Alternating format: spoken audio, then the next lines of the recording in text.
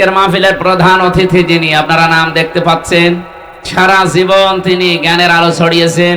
বাংলাদেশ জামাত ইসলামী থেকে যারাই ভোটে দাঁড়ায় তারা কেউ নিজের ইচ্ছায় দাঁড়ায় না, দল তারে দাঁড় করিয়ে দেয়। এখানে আমরা তিনজন নমিনি আছি। আল্লাহর কসমে কোরআন শরীফ আমার সামনে, যেদিন আমার নাম ঘোষণা দিয়েছে নমিনি, ওই দিনও আমি জানতাম না। ওনাদেরকেও জিজ্ঞাসা করেন ওনারা জানতো কিনা, ওনারাও জানে না। বাংলাদেশে একমাত্র একটাই দল আছে, সে নমিনি হবে কিনা সে নিজেও জানে না। অথচ এই নমিনি হওয়ার জন্য, পদ পাওয়ার জন্য অন্য দলের দিকে তাকান, মারামারি করে মরে যায়। এর চাইতে আপনি আর কি চান? এ দলের ভেতরে কোনো ডাইল খোর নেই, কোনো বাবা খোর নেই, কোনো মদ খোর নেই, কোনো নারী খোর নেই, এমনকি বিড়ি খোরও নেই। আপনি বলেন বিড়ি খোর আছে? আর অন্য যে দলের গলাবাজি করেন, বিড়ি না, ও যে কি খায় ও নিজেও জানে না। কোন দিক থেকে তারা পারে না, শুধু মিথ্যার উপরে ভর করে। কোন আদর্শ আছে তাদের? এদেশে যারা জামাত ইসলামের বিরুদ্ধে বলে, শিবিরের বিরুদ্ধে বলে, একটারও কোনো আদর্শ নেই। ওদের পেছনে হাত দিয়ে দেখবেন চরিত্র বলতেই কিছু নেই। আমার মনে হয় রক্ত পরীক্ষা করলে কি যে বের হবে আল্লাহ ভালো জানে। এর চাইতে আর শক্ত কথা বলতে পারলাম না। সুতরাং বাংলাদেশের শুধু নজরুল ইসলাম না, 300 মানুষের নাম বাংলাদেশ জামাত ইসলামী থেকে ঘোষণা এসেছে। আমরা কেউ এমপি পদপ্রার্থী না, আমরা সব নমিনি। আমার কথা মনে হয় বোঝা গেছে। আমিরে জামাত ডাক্তার শফিকুর রহমান হাফিজাহুল্লাহ ঘোষণা দিয়েছেন যে এই দল থেকে কেউ এমপি হলে, মন্ত্রী হলে 5 বছরে তার একটা টাকা বাড়বে না, যা আছে আরো কমে যাবে। আপনি অন্য কোন দলের লোককে ঘোষণা দিতে বলেন তো। আমার মনে হয় বাংলাদেশে যে দল আছে, কোন দল থেকে এমপি দাঁড়াবে না। ঝামেলা করে করবো কি? আমার আসনে যিনি দাঁড়াবে, আমি নাম নিলাম না, উনি অলরেডি ঘোষণা দিয়েছে যে এই আসন ঠিক রাখার জন্য আমি 100 কোটি টাকা খরচ করব। কি লাভ আপনার? আপনি 100 কোটি টাকা খরচ করবেন একটা আসনের জন্য, আপনার কি লাভ বলেন? অবশ্যই আপনি 500 কোটি টাকা এখান থেকে তুলবেন। আর আমাদের 1 টাকা খরচও নেই, তোলার কোনো ধান্দাও নেই। সূরা আলে ইমরানে এসেছে, ওয়ালা তাহিনু ওয়ালা তাহজানু ওয়া আনতুমুল আ'লাউনা ইন কুনতুম মুমিনিন। আল্লাহ বলেন কোনো ভয় নেই, কোনো চিন্তা নেই। শব্দটা কিন্তু ওয়া আনতুম আ'লাউনা ছিল, অথচ আ'লাউনার আগে আলিফ লাম দিয়ে এটাকে আল্লাহ নির্দিষ্ট করে দিয়েছেন। আরবি গ্রামারের নিয়ম অনুযায়ী মুবতাদা যদি মারিফা হয়, খবর হওয়ার কথা সব সময় নাকিরা, অনির্দিষ্ট।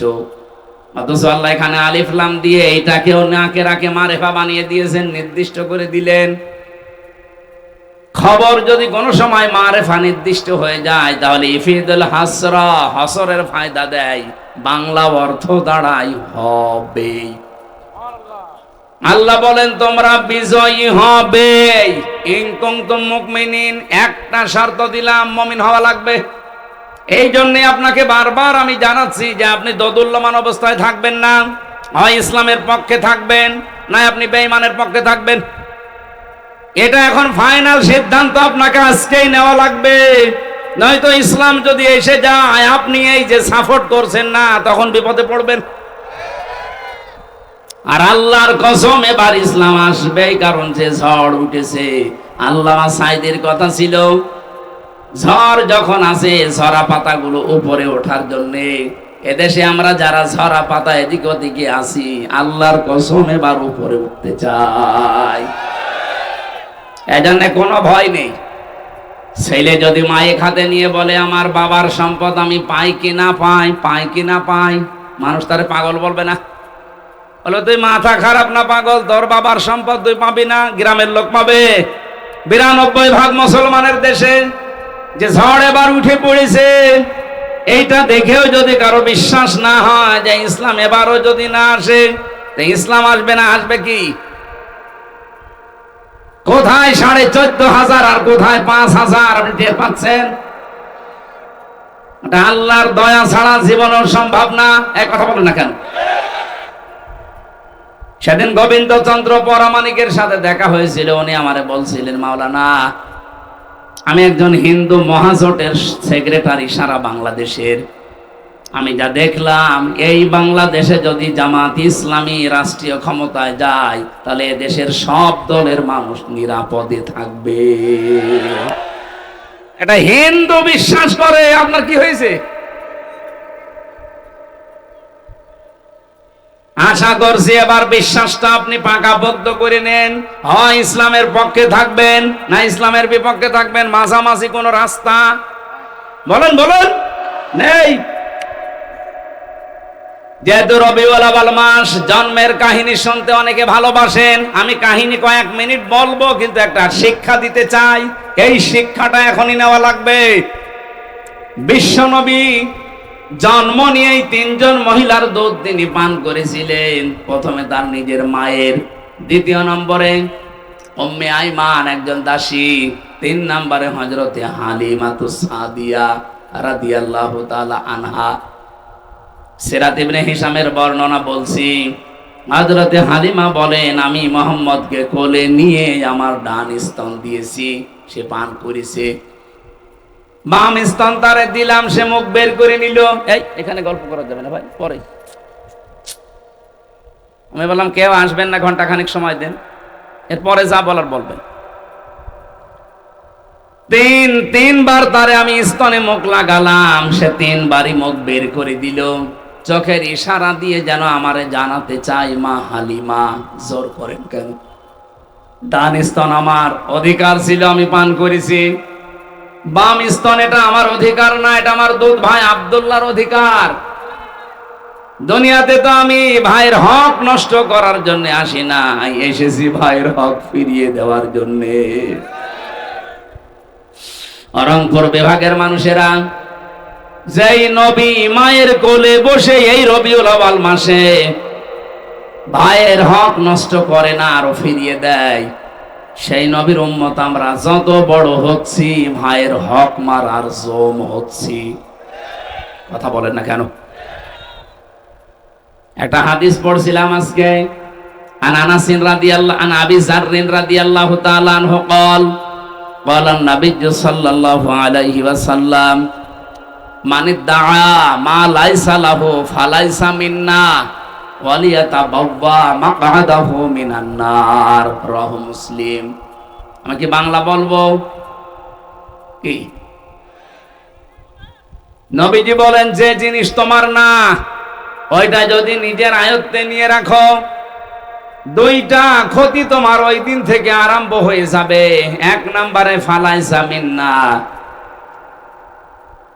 যে জিনিস তোমার ছিল না, ওটা যদি নিজের দায়িত্বে নিয়ে রাখো, জোর করে, জবরদস্তি করে, অন্যায় ভাবে, সাদাবাজি করে, যেভাবে হোক অন্যের জিনিস যদি নিজের দায়িত্বে নিয়ে রাখো, যেটার মালিক তুমি না, তাহলে ওই দিন থেকে তুমি আর আমার উম্মত নেই। বলেন তো, বাংলাদেশে এই হাদিসটা যদি আমি মিলাতে চাই, আগস্টের 5 তারিখের পরে 1 বছর 1 মাসে বহু মানুষ নবীর উম্মত থেকে অলরেডি বের হয়ে গেছে। আমি কি বেশি বললাম? রংপুর বিভাগে হয়তো এরকম ঝামেলা হয়নি, কিন্তু আমার খুলনা বিভাগে বাবা শাহজালাল সব হালাল। ভিক্ষুকের টাকা পর্যন্ত ছাড়ছে না। একটা ভিক্ষুক 250 টাকা উপায় করেছে সারাদিন, সেখান থেকেও 30 টাকা সাদা। ও 30 টাকাকে আপনার বাবার টাকা, আপনার নিজের টাকা। এমনিতে এভাবে ভরাডুবি হচ্ছে না দেশের মানুষ এখন আর। ওই আগস্টের 5 তারিখের আগে নেই, এখন সব বুঝে ফেলেছে।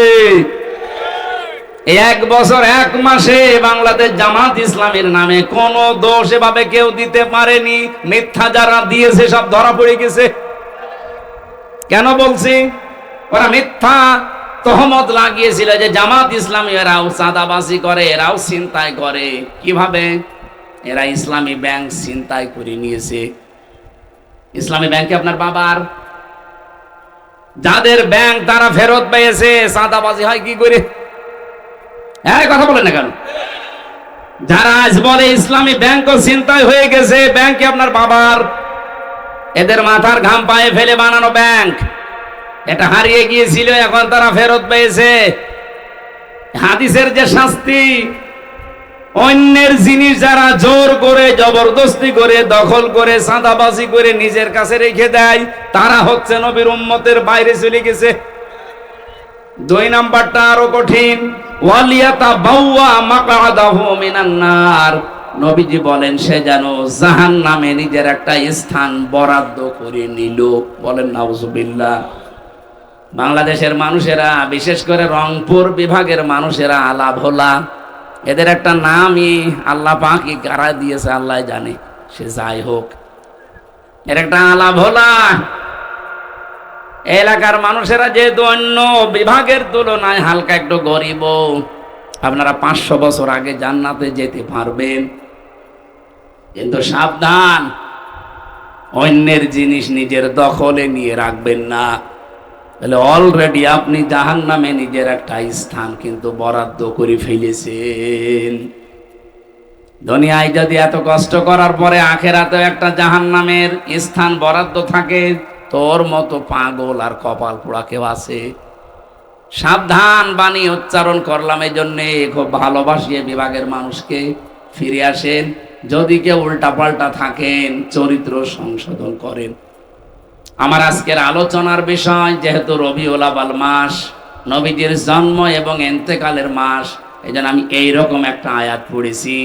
আমার আলোচনার বিষয় হচ্ছে কার আদর্শ অনুসরণ করছেন, প্রশ্নবোধক চিহ্ন।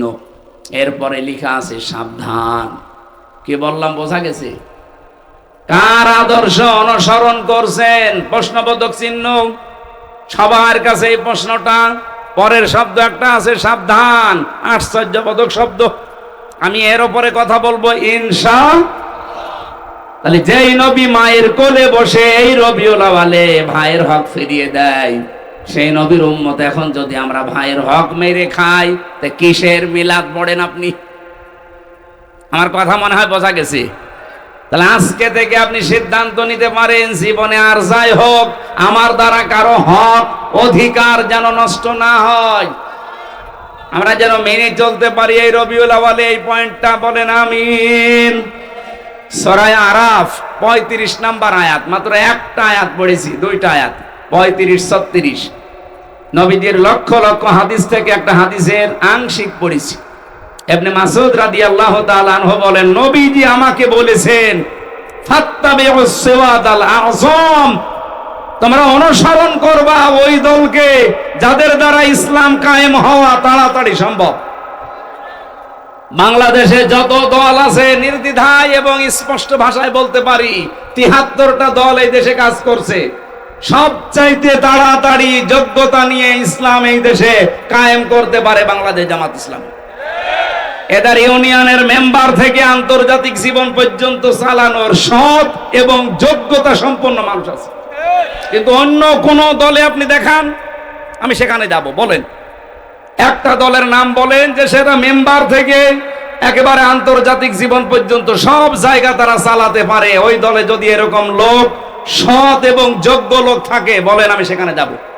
আপনি দেখাতেও পারবেন না, আবার নবীর এই নির্দেশও মানবেন না। আপনি কি হয়েছেন কি? আমার কথা বোঝা যায়নি? সুতরাং এই দেশে এখন তাড়াতাড়ি ইসলাম কায়েম হওয়া সম্ভব যাদের দ্বারা নবীজির নির্দেশ, ফাত্তাবিউস সিরাতাল আযম, তাদের অনুসরণ করা লাগবে, সাহায্য করা লাগবে, পেছনে থাকা লাগবে। আমার কথা যদি নাও মানেন, নবীর কথা মানতে অসুবিধা আছে?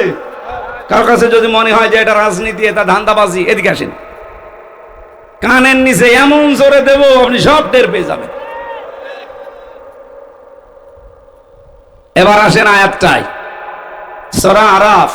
আরাফ মানে পরিচিত হওয়া। আরাফা ইয়ারিফু উরফুন, এর বাংলা অর্থ পরিচিত হওয়া। দ্বিতীয় তাফসীর কি? আরাফ নামে একটা প্রাচীর আছে জান্নাত আর জাহান্নামের মাঝে, বাইনাহুমা হিজাব। 46-47 নাম্বার আয়াতে এই তথ্যটা পাবেন সূরা আরাফের। ওয়া আলাল আরাফি রিজালু ইয়ারিফুনা বিসিমাহুম, আল্লাহ পাক বলেন এই জায়গায় আমি কিছু মানুষকে বসিয়ে দেব।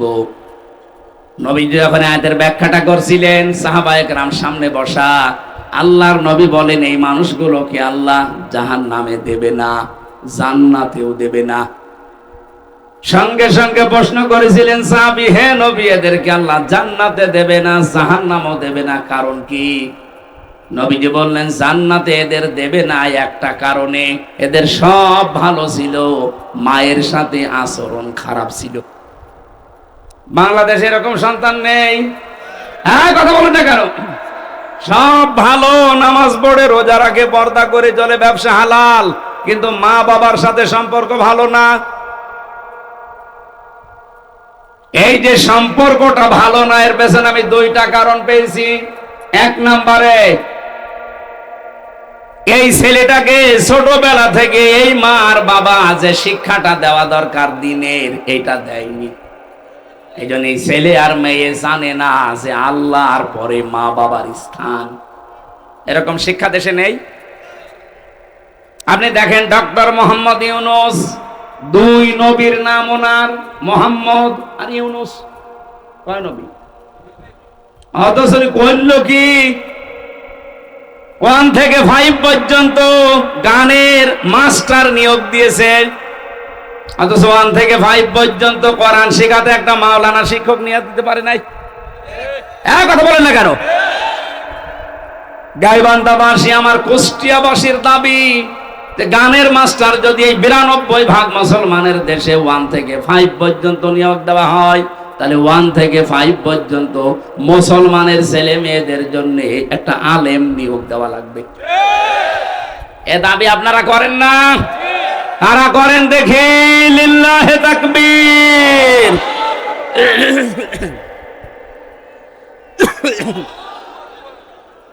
গলা ভেঙে যাচ্ছে, পানি খান, ঠান্ডা লেগে যাবে।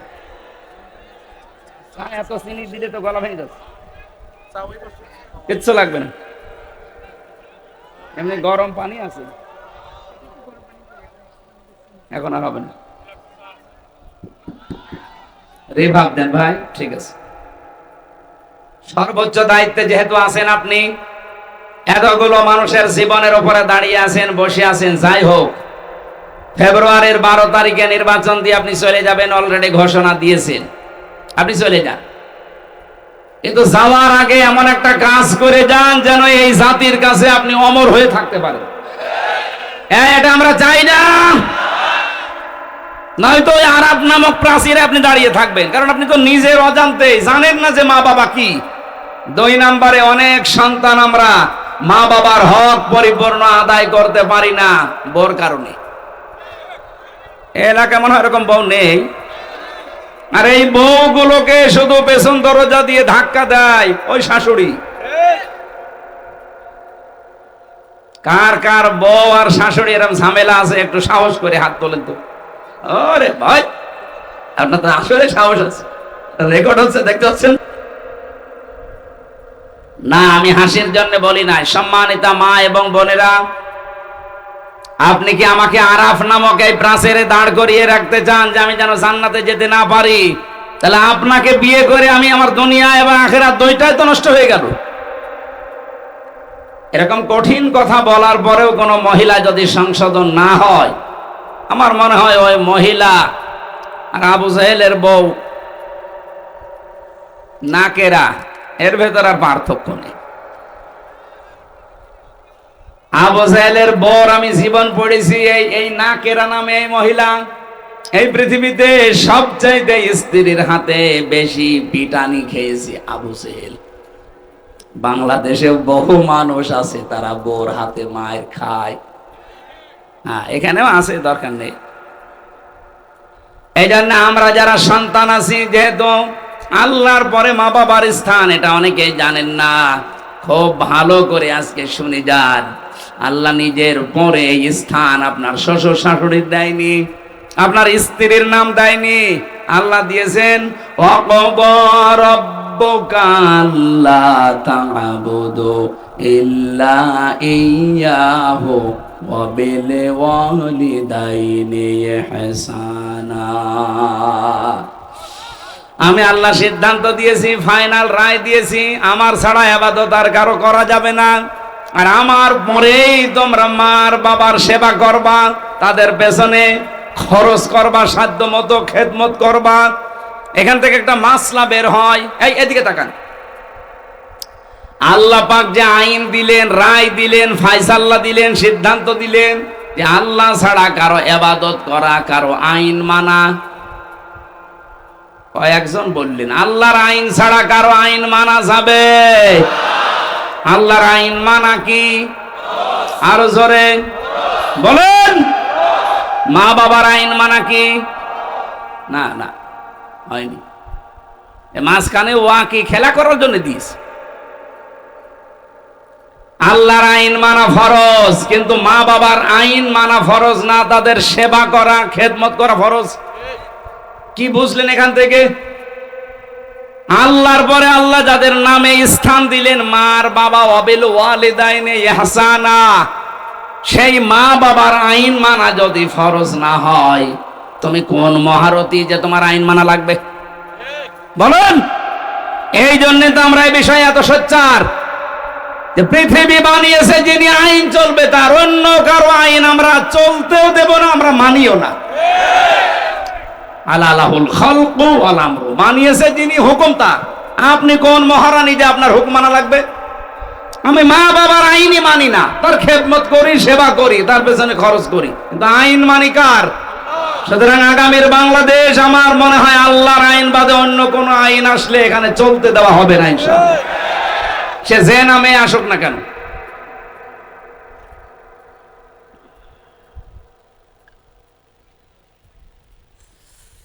গাইবান্ধাবাসী, এ পর্যন্ত আমি স্টপ করলাম। আপনি বুঝে ফেলেছেন যে মা বাবার সাথে বেয়াদবি করলে, তাদের হক আদায় না করলে আপনি জান্নাতে যেতে পারছেন না, ওই জায়গায় দাঁড়াবেন।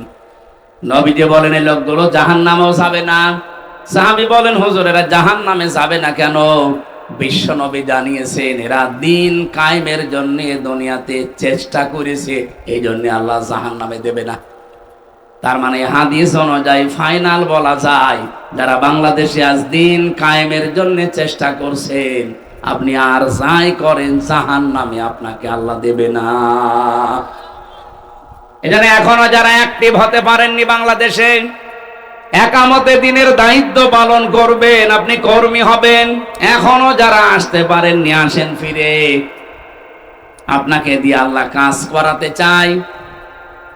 আপনার যদি মন তৈরি না হয়, জোর করে আল্লাহ কিন্তু নিয়ে আসবে না।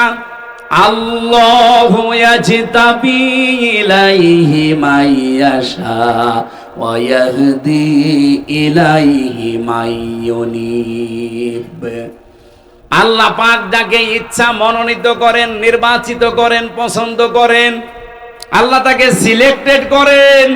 তাকে কোন মানুষ? ইয়াহদি ইলাইহি মাইয়ুনিব, তাকে আল্লাহ হেদায়েত দেন, যেই লোকটা আল্লাহর দিকে মন থেকে ফিরে আসতে চায়। সুতরাং একামতে দিনের কাজ আপনাকে দিয়ে আল্লাহ করাবে যদি আপনার মন তৈরি হয়। আপনি আর সাধারণ মানুষ তখন এক না।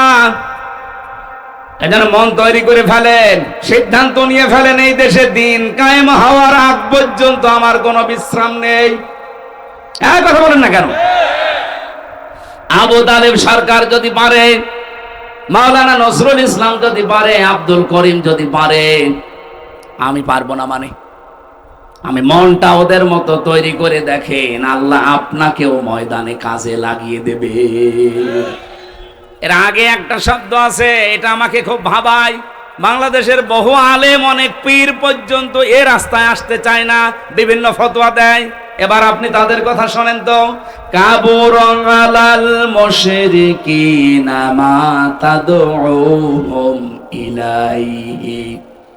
হে নবী, আপনি মানুষকে যেদিকে ডাকেন যে দিন কায়েম করা লাগবে, এই কথা শুনলে সবচাইতে বেশি মন খারাপ হবে, খারাপ লাগবে, রাগ করবে মুশরিকরা।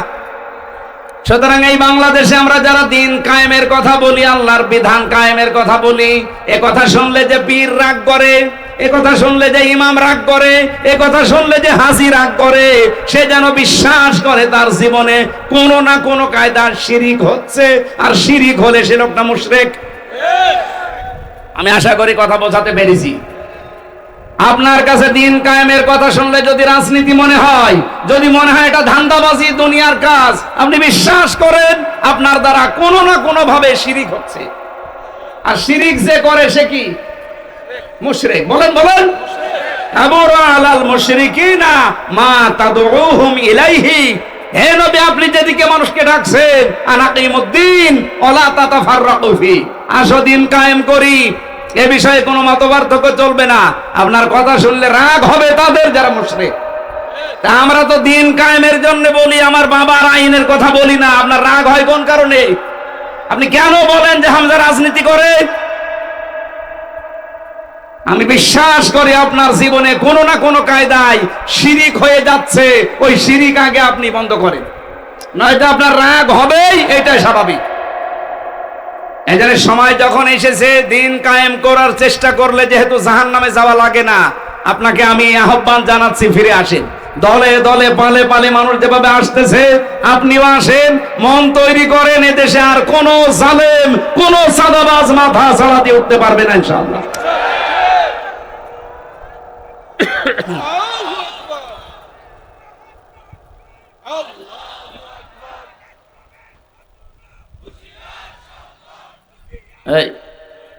কি বললো?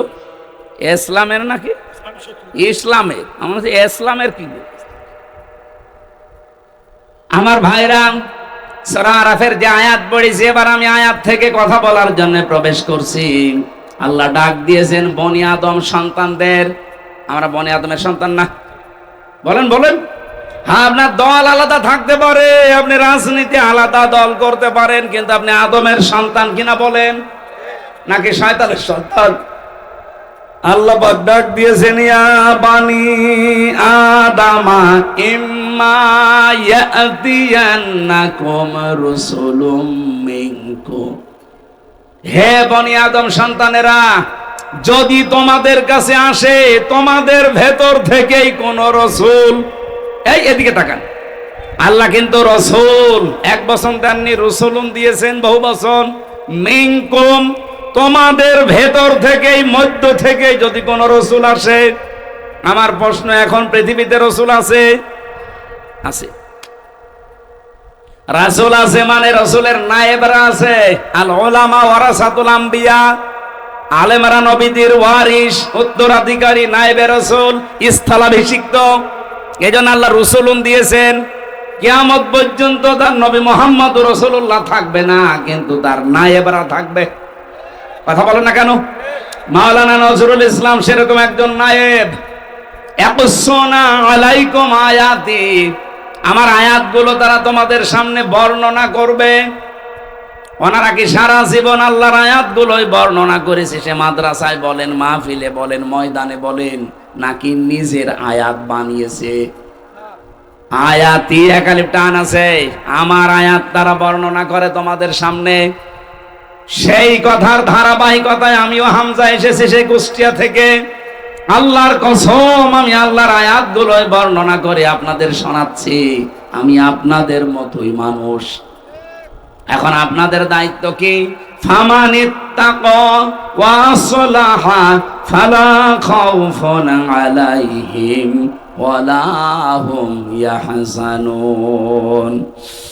আমাদের এই কথাগুলো শোনার পরে যে ব্যক্তি নিজেদেরকে আল্লাহর ভয়ে ভীত বানাবে, তাকওয়াবান হবে, মুত্তাকি হবে, এবং নিজেদের জীবনকে যারা সংশোধন করে নেবে, ফালা খাউফুন আলাইহিম, গ্যারান্টি দিচ্ছেন আল্লাহ, কোনো চিন্তা নেই, কোনো ভয় নেই। সুতরাং আমাদের উচিত হবে, বনি আদম সন্তানকে আল্লাহ কিন্তু ডাক দিয়েছেন রাসূলদের মাধ্যমে। সেই রাসূল এখন থাকলে এভাবে ডাক দিত, তাদের ওই দায়িত্বটা পালন করতে এত দূর থেকে এসে আপনাকে ডাক দিচ্ছি, আসেন। আল্লাহর কোরআনের আয়াত আমি যেভাবে বুঝেছি ওইভাবে আপনাদেরকে বোঝানোর চেষ্টায় আছি। ইয়াকুসুনা আলাইকুম আয়াতি, আল্লাহর আয়াতগুলো তারা বর্ণনা করবে। আমার কাছে কোরআনে কারিমের সূরা ফাতিরের 29 নাম্বার আয়াত একটু অন্যরকম লাগে। যেহেতু আয়াত তেলাওয়াত করে আপনাদেরকে ডাক দেওয়া লাগবে, ইন্নাল্লাযীনা ইয়াতলুনা কিতাবাল্লাহি ওয়া আকামুস সালাত ওয়া আনফাকু মিম্মা রাযাকনাহুম সিররাও ওয়া আলানিয়া ইয়ারজুনা তিজারাতান লান তাবুর। বলেন আল্লাহু আকবার। নিশ্চয় যারা আল্লাহর কিতাব তেলাওয়াত করছে এবং করবে, ইয়াতলুনা মুজারে, আকামুস সালাহ এবং নামাজ যারা কায়েম করবে এই জমিনে, আনফাকু মিম্মা রাযাকনাহুম সিররা ওয়া আলানিয়া, তারা তাদের সম্পদগুলো ব্যয় করবে গোপনে এবং প্রকাশ্যে, যেগুলো আল্লাহ রিজিক দিয়েছেন। ইয়ারজুনা, তারা এমন আশা করে, তিজারাতান, এমন একটা ব্যবসায়ের আশা করে, লাং তাবুর, কখনো সে ব্যবসায় লস হচ্ছে না, হবে না। বলেন সুবহানাল্লাহ। এদের ভেতরে আমরা তিনটা নির্দেশ পেলাম। এক নম্বরে যারা আল্লাহর কোরআন তেলাওয়াত করে, কি করে? বলেন বলেন। ওরা কোরআন শরীফের ভেতরে আপনি কোরআন পড়ার ব্যাপারে তিনটা শব্দ পাবেন, করা, রতালা আর এই তালাওয়া। তেলাওয়াতের যে ব্যাখ্যাগুলো আমি পেয়েছি তার অন্যতম ব্যাখ্যা হচ্ছে, কোরআন তেলাওয়াত করলে আপনাকে চারটা বিষয় মাস্ট বি মানা লাগবে। এক নাম্বার, আপনাকে শুদ্ধ করে পড়া লাগবে। আপনি তো আর জীবনে বিশ্ববিদ্যালয়ে বয়সে যেতে পারবেন না। ও গাইবান্ধাবাসী, এখান থেকে রেকর্ড হচ্ছে, সারা বাংলার মানুষকে জানাতে চাই, বাংলাদেশে একটা বিশ্ববিদ্যালয় আছে, তার নাম জামাত ইসলামী। আপনি আসেন এখানে, আল্লাহর কসম আপনাকে শুদ্ধ করে কোরআন তেলাওয়াতের ট্রেনিং দেওয়া হবে। এদের তালিমের একটা বিভাগই আছে। এ জেলায় নেই? আছে মানে কি, প্রত্যেক জেলায় থানায় থাকা লাগবে। আপনাকে আসলে তারা, আজকে যে 18 জন ফর্ম পূরণ করে আমার হাতে, ওদের কালেমা পড়েনি কিন্তু মুসলমান হয়েছে, ওদের প্রত্যেককেই বলেছি আপনারা কোরআন যারা পড়তে পারেন না, আগে শুদ্ধ করে পড়া লাগবে। শুধু পড়া না, প্রতিদিন যা পড়েন ওটা আপনি মাতৃভাষায় বোঝেন কিনা ওটা আবার লিখে রাখা লাগবে। এরকম বিশ্ববিদ্যালয় আপনি বাংলাদেশে আর কোন জায়গায় আছে দেখান? নেই, আমি পাইনি। দু একটা পেয়েছি, সেটা জামাত ইসলাম থেকে ধার করা। অন্য যারা আছে শুরু করেছে তারা এখান থেকে ধার করে চালাচ্ছে, অথচ এদের 15টা পয়েন্ট প্রতিদিন পূরণ করা লাগে। আপনি যদি জীবনে আর কিচ্ছু না করেন, শুধু 6 মাস একটু ট্রেনিং দেন, আপনি এমনি ভালো হয়ে যাবেন। তাহলে আল্লাহর কিতাব তেলাওয়াতের প্রথম শর্ত শুদ্ধ পড়া, এরপরে বোঝা, এরপর আপনি যা বুঝলেন ওটা নিজে মানবেন। 4 নম্বরে যা মানেন ওটা যেন মানুষ মানতে পারে, সেই ব্যবস্থা করে দেওয়া লাগবে। এই জন্য বাংলাদেশ জামাত ইসলামের কর্মী যারা, জামাত কর্মী মানে এই সমাজ কর্মী। কথা বলেন না কেন?